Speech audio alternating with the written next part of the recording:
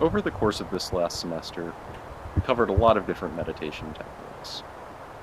And as a result of this, I ended up trying a lot of different meditation techniques.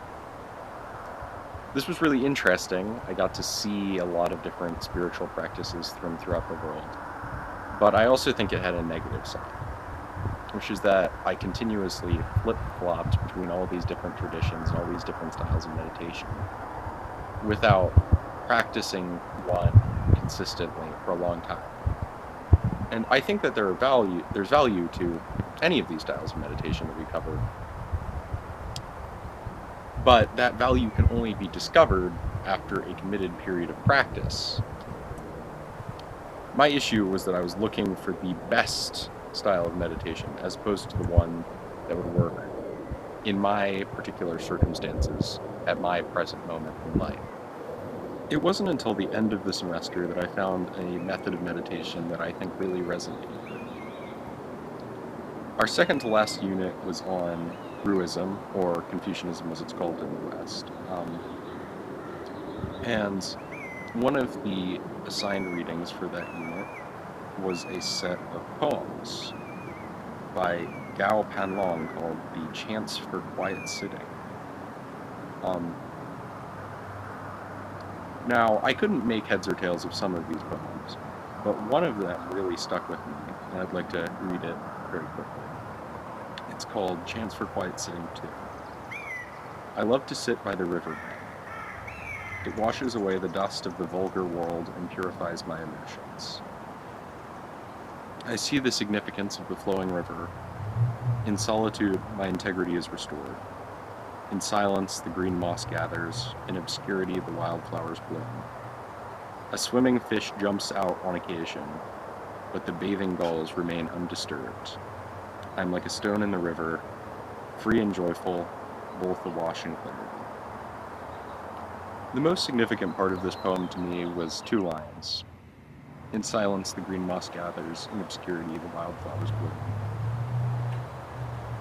To me, these represent the core of my practice of meditation. I'm not trying to do anything when I meditate, in the same way that moss isn't trying to do anything when it grows on a rock, and wildflowers aren't trying to do anything when they bloom. I think there's a part of the world, specifically the natural world, that grows spontaneously if you allow it to exist undisturbed, which is, I think, a large part of the function of meditation for human beings. So, I don't engage in any sort of advanced practice. I don't have any special sitting posture when I meditate. And I don't think of anything in particular. I just spend some time sitting in silence, not doing anything. I just try to let myself develop naturally as much as I can. As far as the specifics of my practice, there's really not a whole lot. I find a spot that seems appropriate, some place that I think is attractive or just peaceful where I'm not going to be bothered. And I don't necessarily have a set amount of time. I try to set aside a pretty long period of time usually when I do this, around about an hour, because I just find that it works better that way. I don't have a hard time maintaining my concentration in this style of meditation, so I can go for quite a while. And then I usually just look at the things around me. I keep my eyes open. I observe any animals, trees, clouds, anything. I'll just think about my day. But the important thing is that I'm not trying to achieve anything with that time. Regarding how authentic a Ruist meditation practice this is, I'm not sure.